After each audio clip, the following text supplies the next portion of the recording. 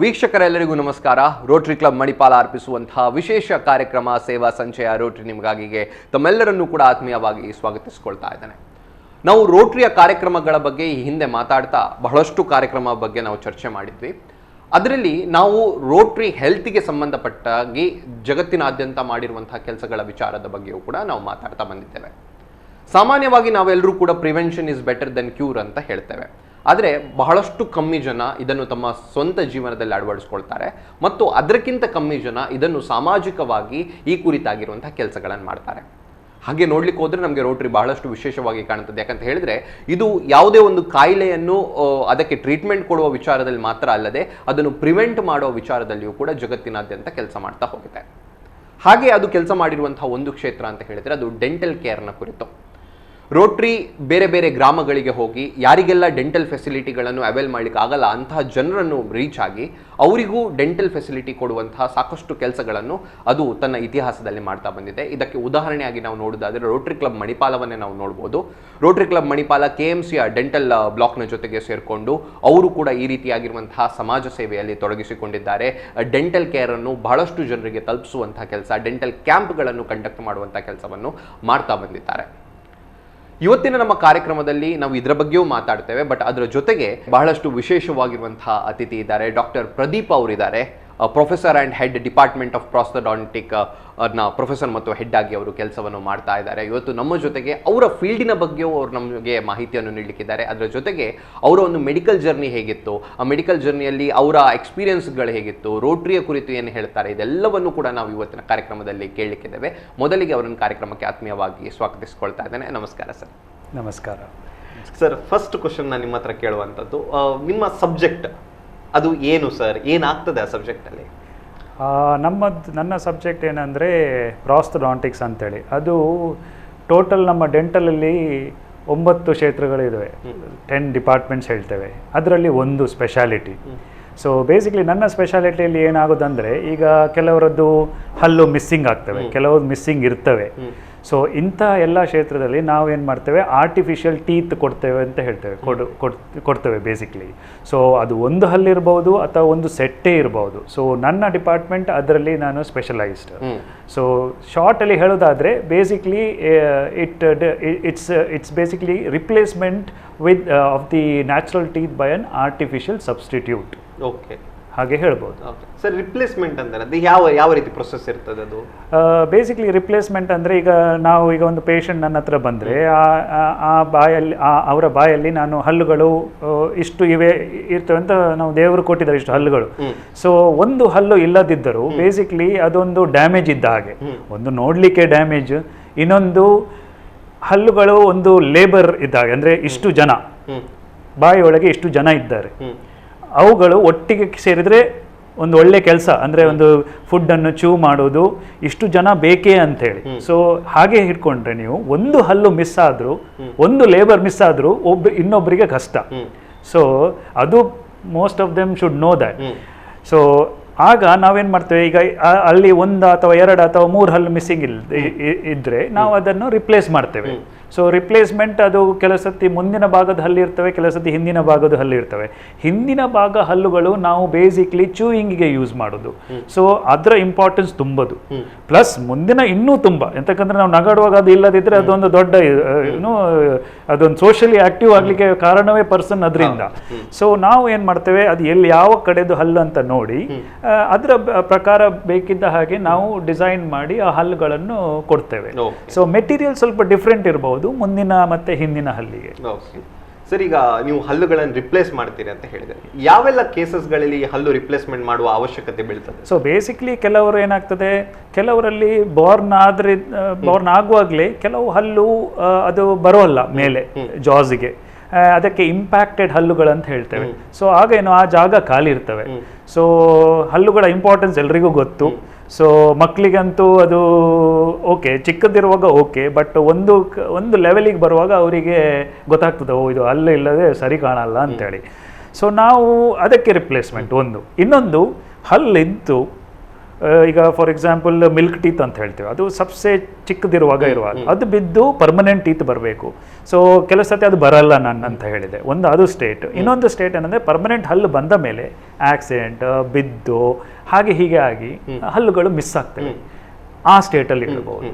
So ಇದು ಕೆಲವು, ಅಥವಾ ಆಕ್ಸಿಡೆಂಟ್ ಇರ್ಬೋದು ಮೋಸ್ಟ್ಲಿ ಈ ಎಲ್ಲ ಕಾರಣಗಳಲ್ಲಿ. ಅಥವಾ ಕೆಲವು ಸತಿ ಕೆಲವು ಡಿಸೀಸಸ್ ರಿಲೇಟೆಡ್ ಟೀತ್ ಮಿಸ್ಸಿಂಗ್ ಅಂತ ಇರ್ತವೆ, ಸಿಂಡ್ರೋಮ್ಸ್ ಅಂತ ಹೇಳ್ತೇವೆ ನಾವು.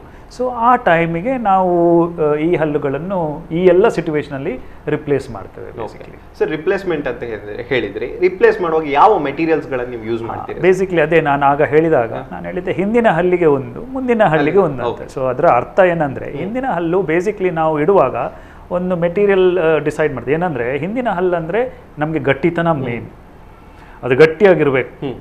ಸೊ ಎಂತಕ್ಕೆ ಗಟ್ಟಿಯಾಗಿರ್ಬೇಕಂದ್ರೆ ನಾವು ಈಗ ಡೇ ಟು ಡೇಲಿ ನಾವು ಎಂತ ತಿಂದೇವೆ ನಮ್ಗೆ ಗೊತ್ತಿಲ್ಲ, ಎಲ್ಲವನ್ನು ನಾವು ಅದನ್ನು ಕಚ್ಚಲಿಕ್ಕೆ ಟ್ರೈ ಮಾಡ್ತೇವೆ, ಹುಡಿ ಮಾಡಲಿಕ್ಕೆ ಟ್ರೈ ಮಾಡ್ತೇವೆ, ಆರಾಮದಲ್ಲಿ ಮಾಡ್ತಿದ್ದೇವೆ. ಅದು ದೇವರ ಕೊಟ್ಟಂಥ ಗಿಫ್ಟ್, ಅಷ್ಟು ಟಫ್.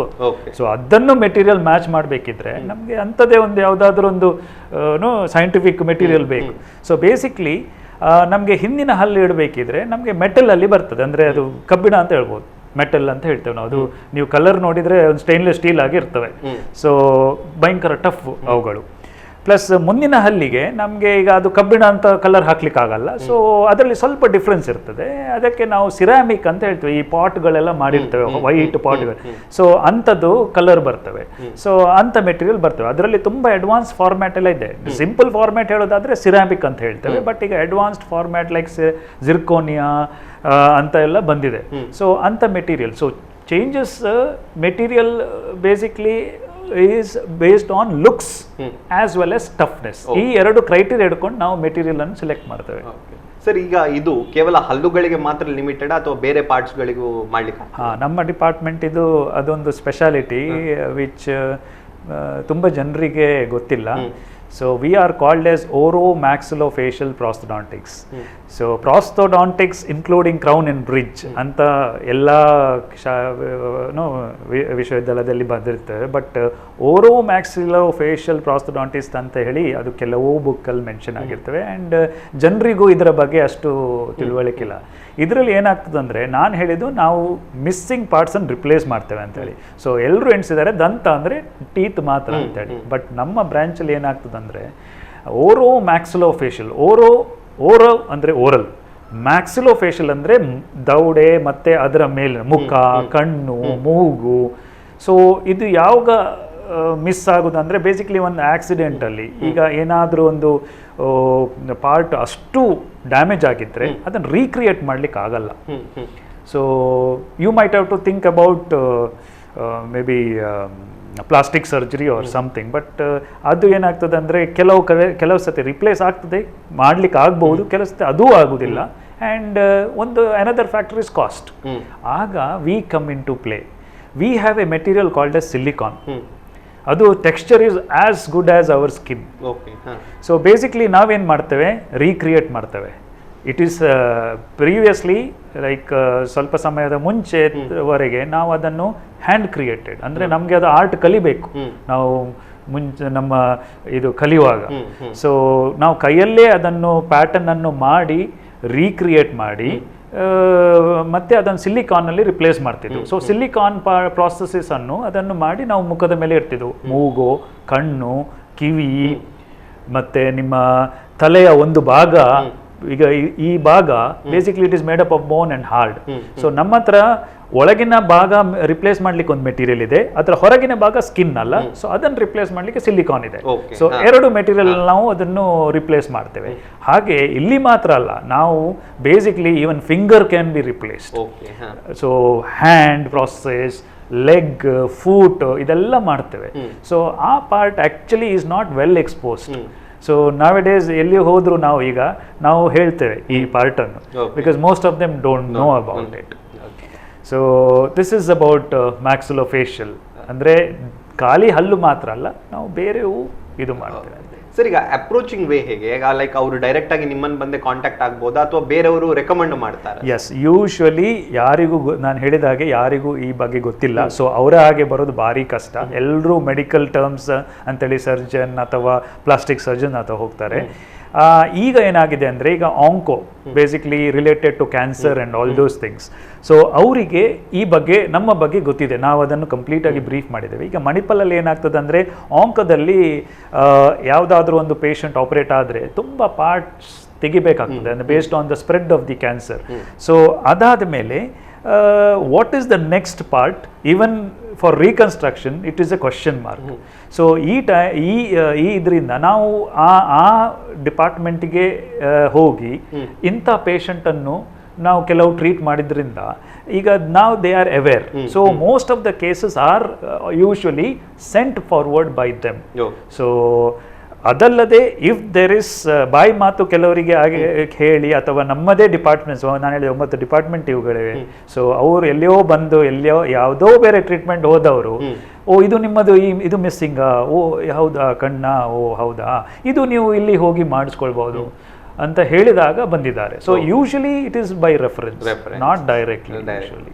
ಸರ್, ಈಗ ಒಂದು ಮೈನ್ ನಮಗೆ ಇದರ ಲಾಭ ಕಾಣುವುದೇನಂತ ಹೇಳ್ತಾರೆ, ಈಗ ನಮ್ಮ ಮುಖ ಮೈನ್ ಪಾರ್ಟ್. ಸೊ ಇಲ್ಲಿ ಏನೋ ಡ್ಯಾಮೇಜ್ ಆದ ಕೂಡಲೇ ನಮಗೆ ಸೆಲ್ಫ್ ಎಸ್ಟೀಮ್ ತುಂಬಾ ಎಫೆಕ್ಟ್ ಆಗ್ತದೆ. ಸೊ ಇದು ಒಂದು ರೀಪ್ಲೇಸ್ ಆಗ್ತದೆ, ನಮ್ಮ ಸೆಲ್ಫ್ ಎಸ್ಟೀಮ್ ಸ್ವಲ್ಪ ಡೆವಲಪ್ ಆಗ್ತದೆ. ಬಟ್ ಅದರ ಜೊತೆಗೆ ಬೇರೆ ಯಾವ ಹೆಲ್ಪ್ಗಳು ನಮ್ಗೆ ಸಿಗ್ತದೆ ಸರ್ ಇದರಿಂದ? ಸೋಷಲ್ ಅಲ್ಲದೆ ಐ ಥಿಂಕ್ ನಿಮ್ಮ ಕಾನ್ಫಿಡೆನ್ಸ್. ಸೋಷಲ್ ಅಂದರೆ ಏನು, ನೀವು ಯಾರಾದರೂ ನೋಡಿದರೆ ಏನಾದರೂ ಮುಖದ ಮೇಲೆ ಡಿಫೆಕ್ಟ್ ಇದ್ದರೆ ಸಡನ್ ಅದರ ಹೆದರಿಕೆ ಇದ್ದರೆ ನಿಮ್ಮ ಕಾನ್ಫಿಡೆನ್ಸು ಡೌನ್ ಇರ್ತದೆ. So that also will be boosted.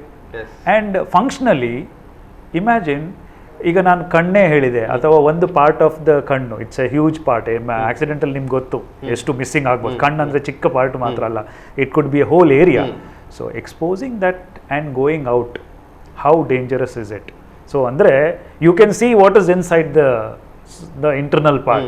So you cannot expose those. Hagagi it is better to close that area. You cannot let it open for prevention of further infection also. One second thing is 100% for social, and it also builds up your confidence. Idu more important aspect adradu. So ಹಾಗೆ ಅದನ್ನು summarise ಮಾಡು. Sir, ಈಗ ತುಂಬಾ ಜನ ಇದಕ್ಕೆ ಬರುವುದಿಲ್ಲ ಯಾಕಂತ ಹೇಳಿದ್ರೆ ಕಾಸ್ಟ್ ತುಂಬಾ ಹೆವಿ ಇರ್ತದೆ ಅಂತ ಒಂದು ಕಲ್ಪನೆ ಇರ್ತದೆ. ಸೊ ಹಾಗಿರುವಾಗ ತುಂಬಾ ಗೌರ್ಮೆಂಟಲ್ ಫೆಸಿಲಿಟೀಸ್ಗಳು ಕೂಡ ಇದಕ್ಕಿದೆ ಅಂತ ಕೇಳಿದ್ವಿ. ಸೊ ಅದ್ರ ಬಗ್ಗೆ ಸ್ವಲ್ಪ ಹೇಳಿ. ಇದು ಗೌರ್ಮೆಂಟ್ ಫೆಸಿಲಿಟೀಸ್ ಯಾವುದರಲ್ಲಿ ಇದೆ ಅಂದರೆ ಈಗ ಅದನ್ನು ರಿಸ್ಟ್ರಿಕ್ಟ್ ಮಾಡಿದ್ದಾರೆ. There is something called as Karnataka government is great in giving us this. I don't think ಬೇರೆ ಎಲ್ಲಿಯೂ ಯಾವ ಗೌರ್ಮೆಂಟಲ್ಲಿಯೂ ಇಲ್ಲ ಇದು. As of now it is called as Danta Bhagya ಯೋಜನೆ ಅಂತೇಳಿ. ಈಗ ಅದನ್ನು ರಿಸ್ಟ್ರಿಕ್ಟ್ ಮಾಡಿದ್ದಾರೆ, ಎಲ್ಲ ಮೊಡ್ಯಾಲಿಟೀಸ್ ಆಫ್ ಟ್ರೀಟ್ಮೆಂಟಲ್ಲಿ ಹಾಕಲಿಲ್ಲ.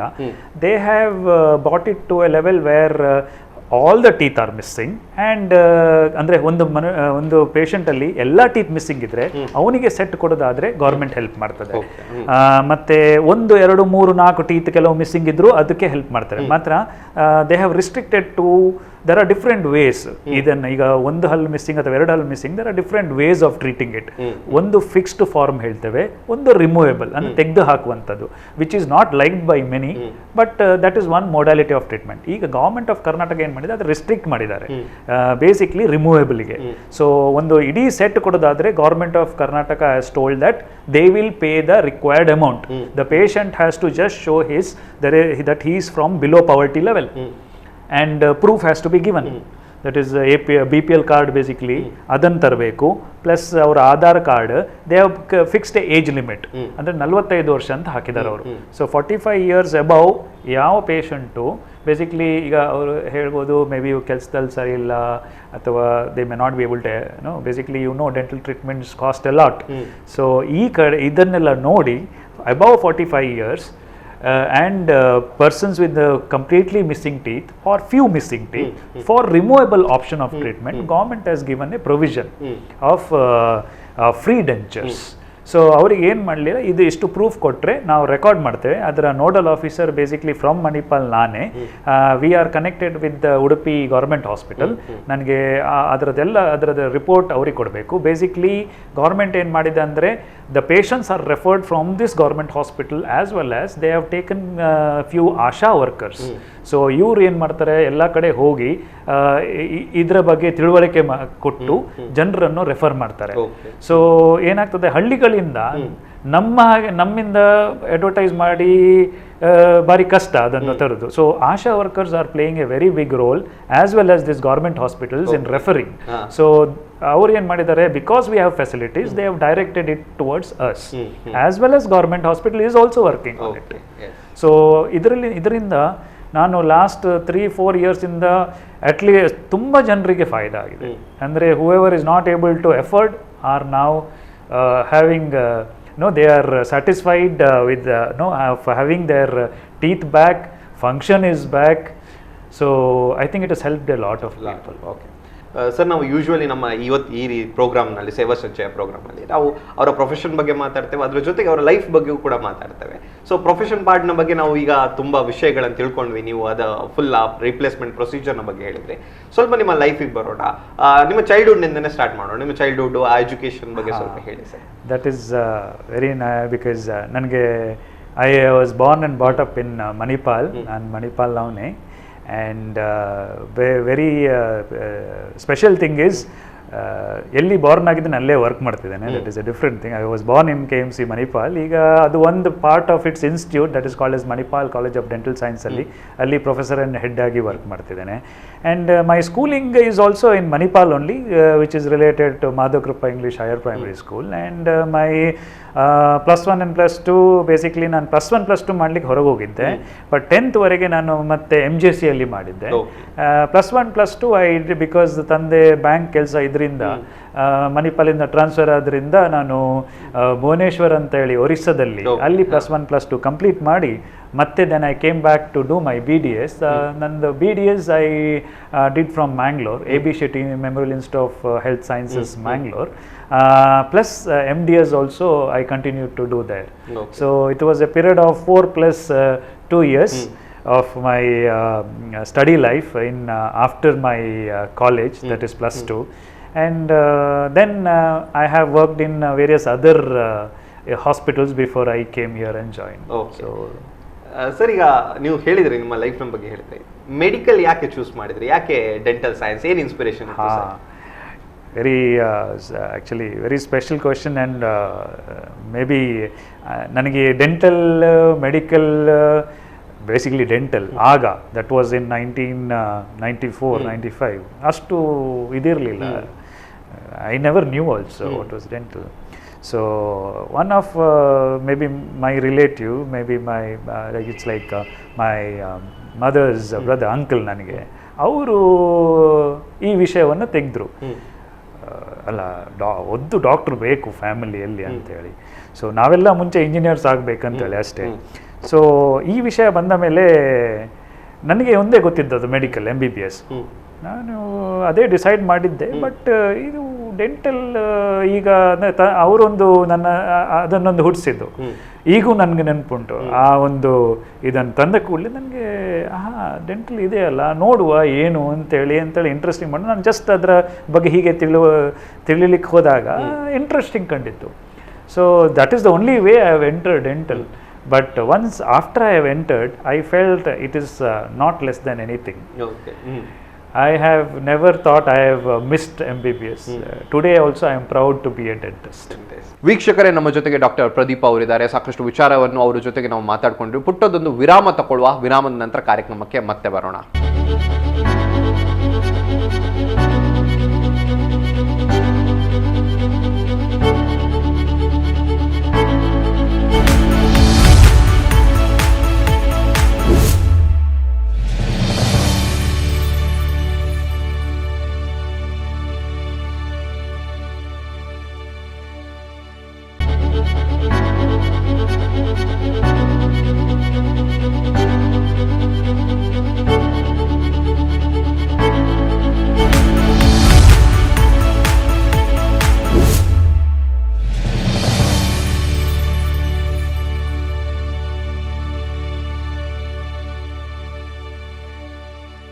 ವಿರಾಮದ ಬಳಿಕ ಕಾರ್ಯಕ್ರಮಕ್ಕೆ ಆತ್ಮೀಯವಾಗಿ ಸ್ವಾಗತಿಸಿಕೊಳ್ತಾ ಇದ್ದೇನೆ. ನಮ್ಮ ಜೊತೆಗೆ ಡಾಕ್ಟರ್ ಪ್ರದೀಪ್ ಅವರಿದ್ದಾರೆ. ಅವರ ಜೊತೆ ಮಾತುಕತೆ ಮುಂದುವರಿಸೋಣ.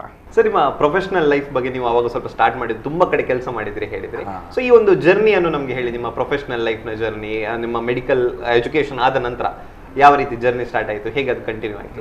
After finishing my MDS AB Shetty ಇಂದ, then I wanted to go and go ahead with a job. So ನಾನು ಕೆಲವು ಕಡೆಯಲ್ಲಿ ಅಪ್ಲೈ ಮಾಡಿದ್ದೆ. So you know that time ಒಂದು ಲೆವೆಲ್ ಇತ್ತು, ಅಂದರೆ maybe restrictions put by dental council of India, ಇಷ್ಟೇ staff ಇರಬೇಕು ಅಂತೇಳಿ. So most of the colleges I wanted to go through academics first, because ನಾನು ಕಾಲೇಜಿಂದ ಜಸ್ಟ್ ಬಂದದ್ದು, ಯಂಗ್ ಆಗಿದ್ದೆ. ಸೊ ಎಕಡೆಮಿಕ್ಸ್ ಒಂದು ಭಾರಿ ಇಂಟ್ರೆಸ್ಟಿಂಗ್ ಅಂತ ಕಂಡಿತ್ತು. So I wanted to continue in that aspect. So I was searching for ಈ dental colleges where I can teach. So ಆಗ but I couldn't get any response from down south. So I started applying to more of the places. So one chance I got, I don't know, that was a surprising, and I got it from Nepal. And it gave me a very good opening. It is basically a hospital which was it is Indo-Nepal ಆಗ ಒಟ್ಟಿಗೆ venture ಮಾಡಿದ hospital, BP Koirala Institute of Health Science ಅಂತ ಹೇಳಿ. My first job opportunity was given by that hospital, and very good exposure, very good hospital. ಅಲ್ಲಿ experiences I cherish till today. Not only teaching, even if you are talking about a lot of treatment. Andre it was a government hospital, and I got a good exposure from there. Matte nanu I came down basically because of my father. He was in the bank, and I had to just accompany him for some time. So I thought I should come back. Matte India vapas bandaka he was posted in UP. He was in Lucknow. So then I had to apply in UP some areas, and Kanpur, one of the hospitals in Kanpur gave me a chance. Rama Dental College Hospital and Research Center antadi. It was a college and hospital. So alli join ade. Alli I worked for 6 more years. Nepal alli ಒಂದು ವರ್ಷ ಮಾಡಿ, ಇಲ್ಲಿ 6 years ಮಾಡಿ. Then my dream town and my dream hospital, that is Manipal. I always wanted to work, where I initially applied also. Aga nange siklilla, but then I got a chance, and from 2009 onwards I have been here. And I have worked in various posts. It is not that I directly joined as a professor and head. ನಾನು ಇಲ್ಲಿ ಬರುವಾಗ ಖಾಲಿ associate professor ಆಗಿದ್ದೆ. ಅಲ್ಲಿಂದ recently in 2020 you can say I have taken over as a professor and head of that department. Okay. Sir, ಈಗ ನಿಮ್ಮನ್ನು ನೋಡುವಾಗ you look absolutely fit, and we can clearly say that you are a sportsman. So sports ಒಟ್ಟಿಗೆ ಹೇಗೆ interest? ನಾವು usually ಈಗ medical ಸ್ಟೂಡೆಂಟ್ಸ್ಗಳನ್ನು ನೋಡಿದರೆ ಅಥವಾ professional ಇರೋರು ನೋಡಿದರೆ we think the social stigma ಹಾಗೆ ಉಂಟು. ಏನಂತ ಹೇಳಿದರೆ ಅವರು ಫುಲ್ ಟೈಮ್ ಓದ್ತಾ ಇರ್ತಾರೆ, ಅದು ಬಿಟ್ಟು ಬೇರೆ ಏನು ಆ್ಯಕ್ಟಿವಿಟೀಸ್ಗಳಲ್ಲಿ ಹೆಚ್ಚು ಪಾರ್ಟಿಸಿಪೇಟ್ ಮಾಡಲ್ಲ ಅಂತ ಹೇಳಿ. ಸ್ಪೋರ್ಟ್ಸಿಗೆ ಯಾವ ರೀತಿ ಇಂಟ್ರೆಸ್ಟ್, ಹೇಗೆ ಟೈಮ್ ತೊಗೊಳ್ತಿದ್ದೀರಿ, ಹೇಗೆ ಇಂಟ್ರೆಸ್ಟ್ ಬೆಳೀತು ಸರ್? Sports, I think ನಾವೆಲ್ಲ basically we build a hobby somewhere from childhood. I had a hobby. Sports ಒಂದಿತ್ತು, ಒಂದು ಕಡೆಯಲ್ಲಿತ್ತು. But yes, as you said, studies time ಮತ್ತು maybe school and colleges ಸ್ವಲ್ಪ ಹಾಗೆ ಹೀಗೆ ಮಾಡಿ, MJC, ನಮ್ಮ Madhava Kripa, in this places I have played a few. But once I joined my professional college, it was very difficult. ಅಂದರೆ continue ಮಾಡಲಿಕ್ಕೆ, ಅದನ್ನು ಓದಲಿಕ್ಕೆ ತುಂಬ ಇರ್ತಿತ್ತು, ಟೈಮ್ ಇರ್ತಿರಲಿಲ್ಲ. But that college of mine, ಅಂದರೆ ನಾನು AB ಶೆಟ್ಟಿಯಲ್ಲಿ ಓದಿದ್ದೆ ಅಂತ ಹೇಳಿದೆ, they were giving equal importance. Maybe ನನ್ನ ಹಾಬಿ ಎಲ್ಲಿಯೋ ಒಂದು ಸೈಡಲ್ಲಿ ಇದ್ದದನ್ನು ಅವರು ಅದನ್ನು ಗ್ರೋ ಆಗ್ಲಿಕ್ಕೆ ಬಿಟ್ಟರು. So the things started from there, and I slowly, but very less, I used to do it. But once I finished my studies, I had lot of time. So ಅದು ಹೇಳ್ತಾರಲ್ಲ, ಹಾಬಿ ಇದ್ದರೆ ಅದು ಬರಲೇಬೇಕು ಹೊರಗೆ ಅಂತೇಳಿ. Then I started my, I just thought I should grow with my hobby too, now that I finished ಇದು. So I started with my sports. I like lot of sports, especially cricket. ಮತ್ತೆ I was into bodybuilding a little bit. So ಹಾಗೆ ಮಾಡಿ today I think once I joined here, maybe after some 1 or 2 years, I was also made as the head of sports. I have been the sports advisor for MCOTS Manipal now since last 5 years, you can say. So just because of this hobby. And ಅದರಲ್ಲಿ ಒಂದು when I go, there is a different thrill. How I basically work hard for my academics, I also see to it that I motivate all my students also towards their hobbies. Okay. Sir, ಈಗ common ಆಗಿ ಏನಂತ ಹೇಳಿದ್ರೆ hobby ಇರ್ತದೆ ನಮ್ಗೆಲ್ರಿಗೂ ಕೂಡ, but once we get busy in our life ನಾವು ಅದಲ್ಲೆಲ್ಲೋ ಒಂದು ಕಡೆ ಕಳ್ಕೊಳ್ತೇವೆ. ಬೇಸಿಕಲಿ ಸ್ಪೋರ್ಟ್ಸ್ ಒಟ್ಟಿಗೆ ಅದೇ ಆಗ್ತದೆ. 10ನೇ ಕ್ಲಾಸ್ ಒಳಗೆ ಒಳ್ಳೇದಿರ್ತಾರೆ, ಮತ್ತೆ ಅವರ ಎಜುಕೇಷನ್ಗೆ ಪ್ರೊಫೆಷನ್ಗೆ ಅವರು ಅದನ್ನು ಎಲ್ಲೋ ಸ್ಯಾಕ್ರಿಫೈಸ್ ಮಾಡ್ತಾರೆ. ಸೊ ಹೇಗೆ ಸರ್ ಪ್ರೊಫೆಷನ್ ಒಟ್ಟಿಗೆ ಅದನ್ನು ಸಸ್ಟೈನ್ ಮಾಡೋದು? ಮತ್ತೆ ಈಗ ನೀವು ಸ್ಟೂಡೆಂಟ್ಸ್ಗಳಿಗೂ ಕೂಡ ಮೋಟಿವೇಟ್ ಮಾಡ್ತಿದ್ದೀರಿ, ಕಲಿಸ್ತಾ ಇದ್ದೀರಿ. ಸೊ ಇದ್ರ ಬಗ್ಗೆ ಸ್ವಲ್ಪ ಹೇಳಿ. There are two ways I can put it into. Some people, the sports is a competition. When sports becomes a competition, yes, they will try and ಅಂದರೆ ಅದನ್ನು ಮೇ ಬಿ ಅಕಾಡೆಮಿಕ್ಸ್ ಟೈಮಲ್ಲಿ ಅದನ್ನು ಅವರು ಹೇಗಾದರೂ ಮಾಡಿ, ಬಿಕಾಸ್ ಇಟ್ಸ್ ಫಾರ್ ಕಾಂಪಿಟೇಷನ್. ನನ್ನದೇನಂದರೆ I played for happiness. I said it is my hobby. Hobby and competition, sometimes hobby will be there in heart for very long time. So I think competition ಇದ್ದಿದ್ರೆ ನಾನು may be ಒಂದು ಲೆವೆಲಲ್ಲಿ ಆಯಿತು ನನ್ನದು, ಇಲ್ಲಿವರೆಗೆ ಇಲ್ಲಿ college level ಬಿಡ್ತಿದ್ದೆ, ಆಯ್ತು ನಂದು, ಐ ಆಮ್ ನಾವ್ okay, my youngster point is over, I would have left. But I think when it has become a hobby of mine, till today I have not left it. Maybe I am maybe a par 40, but still I see to it that I play a lot of sports. Maybe that is what is holding on to it. ಸರ್, ರೋಟ್ರಿಯ ಬಗ್ಗೆ ಈಗ ನೀವು ಸದ್ಯಕ್ಕೆ ರೋಟ್ರಿಯಲ್ಲಿಯೂ ಕೂಡ ಇದ್ದೀರಿ. ಹೇಗೆ ಬಂದ್ರಿ? ಯಾವ ರೀತಿ ಇಂಟ್ರೆಸ್ಟ್ ಬಂತು? ಮತ್ತೆ ಹೇಗೆ ಅನಿಸ್ತಾ ಉಂಟು sir? Rotary is an interesting basically chapter of maybe for me. ನಾನು ಅದನ್ನು ತುಂಬ ಕೇಳಿದ್ದೆ. ನನ್ನ ತಂದೆ ಸಹ ಮುಂಚೆ ಅವರು ಬ್ಯಾಂಕಲ್ಲಿ ಕೆಲಸ ಮಾಡ್ತಿದ್ರು. ಸೊ ಅವರ ಥ್ರೂ ತುಂಬ ಹಿಂದೆ ಅದನ್ನು ಅವರು ಇಂಟ್ರೊಡ್ಯೂಸ್ ಮಾಡಿದ್ರು, ಒಂದು ಟರ್ಮ್ ಅಂತೇಳಿ. ಸೊ ಆಗ I use to see him work, but I didn't have any clue. And throughout my profession, maybe there was no time for me to think about it. But after so many years, because I am just a new member now into Rotaract, but how it happened means there were few close friends of mine, not close friends, they are my guides. ಒಬ್ಬ ಶೆಟ್ರು ಅಂತಾರೆ, ಅವರು Rotaract ಅಲ್ಲಿ ಮುಂಚಿಂದ ಇದ್ರು. ಮತ್ತು mister Raj Verma ಅಂತ ಅವರು ಮುಂಚಿಂದ ಇದ್ದರು. ಅವರು ನನಗೆ ಒಂದೆರಡು ಸಲ ಹೀಗೆ ನನ್ನ ಹತ್ರ ಟ್ರೀಟ್ಮೆಂಟಿಗೆ ಬಂದಾಗ ಅವ್ರು ಹೇಳಿದರು, ಡಾಕ್ಟರ್ ಯಾಕೆ ನೀವು ರೋಟ್ರಾಕ್ಟಿಗೆ ಸೇರಬಾರ್ದು, you are into health profession and we want, because we have lot of things in Rotaract, and if we get a few of health professionals into it also, because we do a lot of work, and when health part also comes, we can do our part in that also. So aga hige helidru avaru, but still I was not andre ashtu adakke dhyana kodlilla. But I think they were the few persons, the main persons who got me to think about it, and lately they followed it up. That was very important. And then I thought, let me see what is there. And when I actually saw this, I was amazed by the work. And ಈಗಂತೂ ನಾನು at least few months ಇಂದ ಕೆಲಸ ಮಾಡ್ತಿದ್ದೇನೆ, and I am surprised that, not only surprised, overwhelmed that I have that kind of people in Rotaract doing the way they work basically for the community is worth telling. And ಎಲ್ಲಿ growth ಬೇಕು growth ಮಾಡ್ತಾರೆ, ಎಲ್ಲಿ education part ಬೇಕು education ಮಾಡ್ತಾರೆ, ಎಲ್ಲಿ maybe something has to be given to the society, that is also done. And I have found lot of talents, and I can say that lucky and very happy to join this team. Maybe after joining also I was a little bit laid back, but seeing them made me come to all their meetings. Most of the meetings I go, and they see to it. One thing there is in Rotaract, andre ನೀವು ಹೊಸದಾದ್ರು you will not feel new. I might be new to so many people, and all are seniors.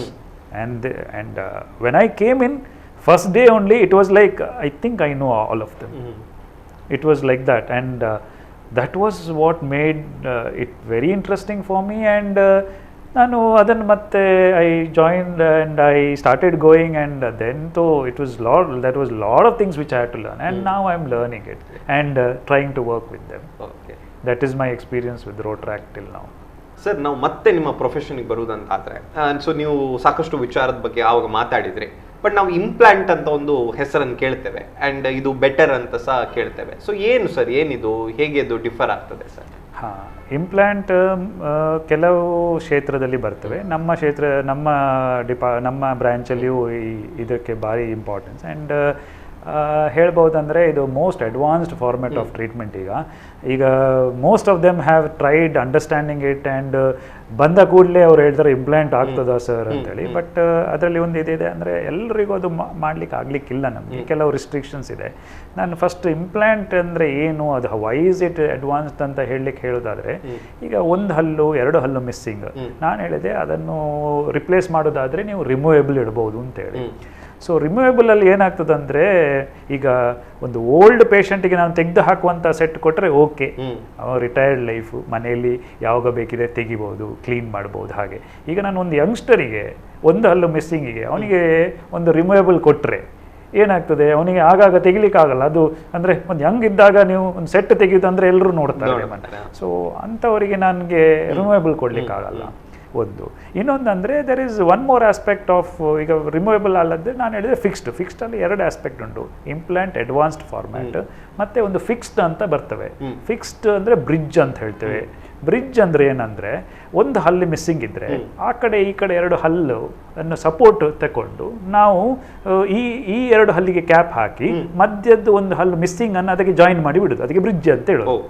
So ಇದು ಒಂದು aspect. But ಇದರಲ್ಲಿ disadvantage ಏನಂದರೆ, ನಿಮ್ಮ ಒಳ್ಳೆ ಹಲ್ಲುಗಳನ್ನು ಆ ಕಡೆ ಈ ಕಡೆದಿದ್ದನ್ನು ನಾನು ಪ್ರಿಪೇರ್ ಮಾಡ್ತೇನೆ ಅಂತ ಹೇಳಿದೆ. ಪ್ರಿಪೇರ್ ಅಂದರೆ ಏನು, ಅದನ್ನು ಚಿಕ್ಕದು ಮಾಡಬೇಕು. ಚಿಕ್ಕದು ಮಾಡಿ ಕ್ಯಾಪ್ ಹಾಕೋದಲ್ಲ, ಕ್ಯಾಪ್ ಅದರ ಮೇಲೆ ಹಾಕ್ಲಿಕ್ಕಲ್ಲ. ಸೊ ಚಿಕ್ಕದು ಮಾಡಿ, ಚಿಕ್ಕದು ಮಾಡೋದನ್ನು ನಾನು ಒಳ್ಳೆ ಹಲ್ಲನ್ನು ನಿಮ್ಮದು ಸ್ವಲ್ಪ ಕೊರಿತೇನೆ ಅಂತ ಹೇಳ್ತೇವೆ. ಅದು ಒಳ್ಳೆ ಹಲ್ಲನ್ನು ಅಂದರೆ ಯಾವುದೆಲ್ಲ ದೇವರು ಕೊಟ್ಟದನ್ನು ಉಳಿಸಬೇಕು, ಯಾವುದಿಲ್ಲ ಅದನ್ನು ಮಾತ್ರ ರಿಪ್ಲೇಸ್ ಮಾಡಬೇಕು. ಸೊ ಇದನ್ನು ನಾನು ಮಾಡಿದರೆ ಕೆಲವರೆಲ್ಲ ಅದಕ್ಕೆ ಇದು ಮಾಡಿದೆ, ಅಂದರೆ ಅವರಿಗೆ ಅದು ಹಾಗೆ ಸರ್ ಒಳ್ಳೆ ಹಲ್ಲನ್ನು ಮುಟ್ತೀರಾ ಅಂತ ಕೇಳ್ತಾರೆ. So this is the second format, but that is a format of treatment. ಏನು ಆಗದಿದ್ದರೆ ಅದು ಮಾಡಬೇಕಾಗ್ತದೆ. ಈಗ ರೀಸೆಂಟ್ ಫಾರ್ಮೆಟ್ ಇಂಪ್ಲಾಂಟ್ ಅಂತ ಬಂದಿದೆ. ಇದರಲ್ಲಿ ಏನಾಗ್ತದೆ ಅಂದರೆ, ಈಗ ನಾನು ಆಗ ಎಕ್ಸಾಂಪಲ್ ಕೊಟ್ಟೆ, 2 ಹಲ್ಲು ಮಧ್ಯದ ಒಂದು ಹಲ್ಲು ಮಿಸ್ಸಿಂಗ್ ಅಂತೇಳಿ. ಸೊ ನಾನು ಫಿಕ್ಸ್ಡ್ ಆಸ್ಪೆಕ್ಟ್ ಅಂದರೆ 2 ಹಲ್ಲನ್ನು ಪ್ರಿಪೇರ್ ಮಾಡಿ ಬ್ರಿಡ್ಜ್ ಕೊಡಬೇಕಂತೇಳಿ. ಇಂಪ್ಲಾಂಟ್ ಏನು ಮಾಡ್ತವೆ ಅಂದರೆ, ನಿಮ್ಮ ಮಧ್ಯದ ಏರಿಯಾ ವಿಚ್ ಇಸ್ ಮಿಸ್ಸಿಂಗ್, ಅದು ನಿಮ್ಮದು ಬೋನ್ ಮತ್ತು ನಿಮ್ಮ ಗಮ್, ಇಲ್ಲಿ ಏನು ಮಾಡಬೇಕಂದ್ರೆ, ಇಂಪ್ಲಾಂಟ್ ಏನು ಮಾಡ್ತದೆ ಅಂದರೆ, ಅದೇ ಏರಿಯಾದಲ್ಲಿ ನೀವು ಚಿಕ್ಕ ಹೋಲ್ ಮಾಡಿ ಒಂದು ಆಸ್ಪೆಕ್ಟನ್ನು ಬೋನ್ ಒಳಗೆ ಹಾಕ್ತೀರಾ. ಸೊ ನಿಮ್ಮ ಬೇಸಿಕ್ ನ್ಯಾಚುರಲ್ ಹಲ್ಲಿಗೆ ಹೇಗೆ ರೂಟ್ ಮತ್ತು ಮೇಲಿದು ಪಾರ್ಟ್ ಇರ್ತದೆ, ಈ ರೂಟ್ ಪಾರ್ಟನ್ನು ನಾವು ಬೋನ್ ಒಳಗಿರ್ತೇವಲ್ಲ, ಹಾಗೆ ಈ ಪಾರ್ಟ್ ಬೋನ್ ಒಳಗೆ ಹೋಗ್ತವೆ. ಮತ್ತೆ ಅದಕ್ಕೆ ನಾವು ಹಲ್ಲನ್ನು ಫಿಕ್ಸ್ ಮಾಡೋದು. ಅಡ್ವಾಂಟೇಜ್ ಏನಾಯ್ತು, ಈಗ ನಿಮ್ಮ ಯಾವ ಹಲ್ಲು, ನಾನು ಒಳ್ಳೆ ಹಲ್ಲನ್ನು ಏನು ಮುಟ್ಲಿಕ್ಕಿಲ್ಲ, ಎಲ್ಲಿ ಹಲ್ಲಿಲ್ಲ ಅದೇ ಪಾರ್ಟನ್ನು ಇದು ಮಾಡಿ ಒಂದು ಚಿಕ್ಕ ಹೋಲ್ ಮಾಡಿ, ರೂಟ್ ಇದ್ದಾಗೆ, ನಮ್ಮ ನ್ಯಾಚುರಲ್ ರೂಟ್ ಇದ್ದಾಗೆ ನಮ್ಮದು ಒಂದು ಇದಿದೆ, ಒಂದು ಮೆಟೀರಿಯಲ್, ಅದನ್ನು ನಿಮ್ಮ ಬೋನ್ ಒಳಗೆ ಹಾಕಿ ಅದನ್ನು ಮುಚ್ಚಿಬಿಟ್ಟು ನಿಮ್ಮ ಬೋನನ್ನು ಅದರ ಅರೌಂಡ್ ಫಾರ್ಮ್ ಆಗಲಿಕ್ಕೆ ಬಿಟ್ಟು, ಮತ್ತೆ ಅದೆಲ್ಲ ಗಟ್ಟಿ ಆದ ನಂತರ ಅದರ ಮೇಲೆ ನಾನು ಹಲ್ಲನ್ನು ಇಟ್ಟು ಬಿಡೋದು. ಸೊ ಅಡ್ವಾಂಟೇಜ್ ಏನಂದರೆ, ಯಾವ ಹಲ್ಲು ನಿಮ್ಮದು ಮುಟ್ಲಿಕ್ಕಿಲ್ಲ, ಒಳ್ಳೆ ಹಲ್ಲುಗಳು ಹೇಗಿತ್ತು ಹಾಗೇ ಸಿಚುವೇಶನ್ ಇರ್ತದೆ, ಯಾವುದು ಮಿಸ್ಸಿಂಗ್ ಅದನ್ನು ಮಾತ್ರ ರಿಪ್ಲೇಸ್ ಮಾಡೋದು. ಮತ್ತೆ ಅದು ಒಂದು ನ್ಯಾಚುರಲ್ ಹಲ್ಲಿದ್ದಾಗೆ, ರೂಟ್ ವಿತ್ ನಿಮಗೆ ಹೇಗೆ ರೂಟ್ ಉಂಟು, ಇದು ಒಂದು ಕಾಂಪೋನೆಂಟ್ ಒಳಗೆ ಉಂಟು, ಮೇಲೆ ಹಲ್ಲಿತ್ತು, ಹಾಗೆ ಅದಕ್ಕೆ ಫಿಕ್ಸ್ ಮಾಡು. So this is the most advanced format. Only thing ಈ ಟ್ರೀಟ್ಮೆಂಟಲ್ಲಿ ಅಂದರೆ, ನಿಮಗೆ ದೌಡೆದು ಈ ಬೋನ್ಗಳು ಕರೆಕ್ಟ್ ಆಗಿರ್ಬೇಕು. ನಿಮ್ಗೆ ಗೊತ್ತುಂಟು ಏನಂದರೆ, ಏಜ್ ಆದಾಗೆ ನಮ್ಮದು ಹಲ್ಲು ಹೋದ ನಂತರ ನಿಮ್ಮದು ದೌಡೆಗಳು ಸೌದು ಹೋಗ್ತವೆ, ಚಿಕ್ಕದಾಗಿ ಬಿಡ್ತವೆ. ಅದು ಒಂದು ಲಿಮಿಟೇಷನ್ ಆಗ್ತವೆ ನಮಗೆ ಇದಕ್ಕೆ. ಸೊ ಆಗ ತೊಂದರೆ ಆಗ್ತದೆ. ಬಟ್ ಈಗ ಮೊಡ್ಯಾಲಿಟೀಸ್ ತುಂಬ ಬಂದಿದೆ ಅದರಲ್ಲಿ. ಸೊ ಈವನ್ ತುಂಬ ಸೌದು ಹೋದ ಎಲುಬುಗಳಲ್ಲಿ ಸಹ ನಾವು ಕೆಲವು ಸತಿ ಅದನ್ನು ಹಾಕ್ತೇವೆ, ಕೆಲವು ಕಾಂಪ್ರಮೈಸ್ ಅಥವಾ ಕೆಲವು ಅಡ್ವಾನ್ಸ್ಡ್ ಫಾರ್ಮ್ಯಾಟ್ ಆಗಿ. ಸೊ ಇದೊಂದು ಚಿಕ್ಕ ನಿಮಗೆ ಒಂದು ಇದು ಸಮ್ಮರಿ ಇಂಪ್ಲಾಂಟ್ ಬಗ್ಗೆ. ಸರ್, ಈಗ ನೀವು ಇಂಪ್ಲಾಂಟ್ ಸಹ ಹೇಳಿದ್ರಿ, ಮತ್ತೆ ಆಗ ಬೇರೆ ಟೈಪಿನ ಇದ್ರ ಬಗ್ಗೆ ಸಹ ಹೇಳಿದ್ರಿ. ಸೊ ಇದು ಹಲ್ಲುಗಳು ಅಷ್ಟೇ ಗಟ್ಟಿ ಇರ್ತದೆ, ಈಗ ನಮ್ಮ ನಾರ್ಮಲ್ ಹಲ್ಲುಗಳು ಹೇಗೆ ಗಟ್ಟಿ ಇರ್ತದೆ, ಹೇಗೆ ಕೆಲಸ ಮಾಡ್ತದೆ, ಅದೇ ರೀತಿ ಕೆಲಸ ಮಾಡ್ತದೆ ಸರ್? ಹೌದು, ಸೇಮ್. ಮಾತ್ರ ಸೇಮ್ ಮೆಕ್ಯಾನಿಸಮ್ ಅಲ್ಲ. ನಮ್ಮ ಹಲ್ಲುಗಳು ನಮ್ಮ ರೂಟ್ ಇರ್ತವೆ, ರೂಟು ಬೋನಿಗೆ ಕೆಲವು ಲಿಗಮೆಂಟ್ಸ್ ಅಲ್ಲಿ ಒಟ್ಟಿಗೆ ಫಿಕ್ಸ್ ಆಗಿರ್ತವೆ. It's a different way of acting. But ಇದೇನಾಗ್ತದೆ, ಎಲ್ಲ ನೋಡ್ಲಿಕ್ಕೆಲ್ಲ same, but mechanism there is a little bit of difference, but it is the same. Same ಅಂದರೆ ನಿಮಗೆ ಗೊತ್ತಿರೋದಿಲ್ಲ. ನಮಗೆ ಅದರ ಡಿಫ್ರೆನ್ಸ್ ಗೊತ್ತೆ ಅಂತಕ್ಕಂದ್ರೆ ನಾವು ಓದಿದ್ದೇವೆ. ಬಟ್ ನಿಮಗೆ ಒಂದು ಹಲ್ಲಿದ್ದ ಹಾಗೆ, ಹೇಗೆ ಬೇಕು, ಹೇಗೆ ಮುಂಚಿನ ಹಲ್ಲಲ್ಲಿ ನೀವು ಕಚ್ತಾ ಇದ್ದೀರಾ, ನಾರ್ಮಲ್ ಹಲ್ಲಿ ಅಲ್ಲಿ ಇದರಲ್ಲಿ ಸಹ ಕಚ್ಬೋದು. ಸರ್, ಈಗ ನಾವು ಡೆಂಟಲ್ ಎಜುಕೇಶನ್ ವಿಚಾರಕ್ಕೆ ಬಂದರೆ, ಇನ್ನು ಮುಂದೆ ಡೆಂಟಲ್ ಎಜುಕೇಷನ್ಗೆ ಬರುವಂಥ ಸ್ಟೂಡೆಂಟ್ಸ್ಗಳಿಗೆ ಆಪರ್ಚುನಿಟೀಸ್, ಸ್ಕೋಪ್ಸ್ಗಳ ಬಗ್ಗೆ ಏನು ಹೇಳ್ತೀರಿ sir? Very good scope. I think lot of confusion around ಈಗಲೇ, ಬಿಕಾಸ್ ತುಂಬ ಜನ ಸೇರ್ತಾ ಇದ್ದಾರೆ, ಫಿಲ್ ಆಗ್ತದೆ. ಎಲ್ರಿಗೂ ಗೊತ್ತುಂಟು, ನಾನೇ ಹೇಳಿದೆ ನನಗೆ ಫಸ್ಟ್ ನಾನು ಹೊರಗೆ ಬಂದಾಗ ನನಗೆ ಚಾನ್ಸ್ ಇರಲಿಲ್ಲ ಅಂಥೇಳಿ. This is all bent to happen in every profession. So dental ಅಂದರೆ ಒಂದು ಒಳ್ಳೆ ಪ್ರೊಫೆಷನಲ್ಲಿ ಇದು ಆಗ್ತದೆ. ಜನ ಬರ್ತಾರೆ, ಸೇರ್ತಾರೆ. ಮೇ ಬಿ ಕೆಲವು ಏರಿಯಾದಲ್ಲಿ ಕಮ್ಮಿ ಇರ್ತಾನೆ. ಈಗ ಒಂದು ಏನು ಎಣಿಸ್ಬೇಕಂದ್ರೆ, ನಾವೆಲ್ಲ we are all train to work only in cities. ಅದರಿಂದ ನಾವು ಅದು ಎಣಿಸೋದು. ಈಗ ನಾನು ಹೇಳಿದೆ, ನಾನು ಮ್ಯಾಂಗ್ಳೂರು ಮತ್ತು ಉಡುಪಿಯಲ್ಲಿ ನೋಡಿದ್ದೆ, ಬಿಕಾಸ್ ನಾನು ಇಲ್ಲಿ ಅವನೇ, ಅದಕ್ಕೆ ನೋಡಿದ್ದೆ, ಆಗ ಇರಲಿಲ್ಲ. ಸೊ ಎಲ್ಲರೂ ಹಾಗೆ ಮೋಸ್ಟ್ ಆಫ್ ದ ಟೈಮ್ ಎಲ್ಲಿ ಇದ್ದೇವೆ ಅಲ್ಲಿ ಹುಡುಕ್ತೇವೆ. ಬಟ್ ಆ್ಯಕ್ಚುಲಿ ಹೊರಗೆ ಹೋಗಿ ನೋಡಿದರೆ there is still lot of scope. Government hospitals, government ಈಗ slowly are thinking about, because dental education first comes medical, then comes dental ಅಂತಲ್ಲಿ. ಈಗ ಅವರು ಎಣಿಸ್ಲಿಕ್ಕೆ ಶುರು ಮಾಡಿದ್ದಾರೆ ಕಿ ಕೆಲವು ಗೌರ್ಮೆಂಟ್ ಹಾಸ್ಪಿಟಲ್ಸಲ್ಲಿ ಯೂನಿಟ್ಸನ್ನು ಓಪನ್ ಮಾಡಬೇಕು. So more and more things are coming out. So not only in cities you have still scope. Private practice ಇದೆ, ಟೀಚಿಂಗ್ ಇದೆ, ಗೌರ್ಮೆಂಟ್ ಹಾಸ್ಪಿಟಲ್ ಯೂನಿಟ್ಸ್ ಇದೆ. ನಿಮಗೆ ಅಷ್ಟು ಇದಾದರೆ ಹಳ್ಳಿಗಳಿಗೆ ಹೋದರೆ ನಿಮಗೆ ಯಾರೂ ಡೆಂಟಿಸ್ಟ್ ಕಾಣೋದಿಲ್ಲ. So there are lot of things yet to happen. Scope 100% ಮುಂದೆಯೂ ಇರ್ತದೆ. I would recommend always, if anybody is interested and if you wants to go that way, to still take up dentistry ಅಂತ ನಾನು summarise ಮಾಡ್ತೇನೆ. Okay sir. Sir, ಸಾಕಷ್ಟು ವಿಚಾರಗಳನ್ನು ಇವತ್ತು ಕಾರ್ಯಕ್ರಮದಲ್ಲಿ ಹೇಳಿದ್ರಿ. ನಿಮ್ಮ ಪ್ರೊಸೀಜರ್ಸ್ಗಳ ಬಗ್ಗೆ, ನಿಮ್ಮ ಸಬ್ಜೆಕ್ಟ್ ಬಗ್ಗೆ, ನಿಮ್ಮ ಲೈಫಿನ ಬಗ್ಗೆ ಕೂಡ ನಮ್ಮೊಟ್ಟಿಗೆ ಮುಕ್ತವಾಗಿ ಹಂಚಿಕೊಂಡಿದ್ದೀರಿ. ಕಾರ್ಯಕ್ರಮವನ್ನು ಮುಗಿಸುವಂತಹ ಸಮಯ ಆಗಿದೆ ಸರ್. ಇಷ್ಟು ಹೊತ್ತು ನಮ್ಮೊಟ್ಟಿಗೆ ಇದ್ದು ಮಾಹಿತಿಗಳನ್ನು ಹಂಚಿಕೊಂಡದಕ್ಕೆ ಆತ್ಮೀಯ ಧನ್ಯವಾದ ಸರ್. ವೀಕ್ಷಕರೇ, ಇದರ ಜೊತೆಗೆ ನಾವು ಇವತ್ತಿನ ಕಾರ್ಯಕ್ರಮವನ್ನು ಇಲ್ಲಿಗೆ ಮುಗಿಸ್ತಾ ಇದ್ದೇವೆ. ನಮ್ಮ ಜೊತೆಗೆ ಡಾಕ್ಟರ್ ಪ್ರದೀಪ್ ಅವರಿದ್ದರು. ಬಹಳಷ್ಟು ಸೊಗಸಾಗಿ ಅವರ ಒಂದು ಫೀಲ್ಡಿನ ಬಗ್ಗೆ, ಅವರ ಲೈಫಿನ ಬಗ್ಗೆ ನಮ್ಮ ಹತ್ರ ಅನೇಕ ವಿಚಾರಗಳನ್ನು ಹಂಚಿಕೊಂಡಿದ್ದಾರೆ. ಇದರ ಜೊತೆಗೆ ಇವತ್ತಿನ ಕಾರ್ಯಕ್ರಮವನ್ನು ಇಲ್ಲಿಗೆ ಮುಗಿಸ್ತಾ ಇದ್ದೇವೆ. ಮುಂದಿನ ವಾರ ಇನ್ನೊಬ್ಬರು ಅತಿಥಿ ನಮ್ಮನ್ನು ಸೇರ್ಕೊಳ್ತಾರೆ. ಆಗ ಕಾರ್ಯಕ್ರಮ ಮುಂದುವರಿಸೋಣ. ಅಲ್ಲಿಯ ತನಕ ನಮಸ್ಕಾರ.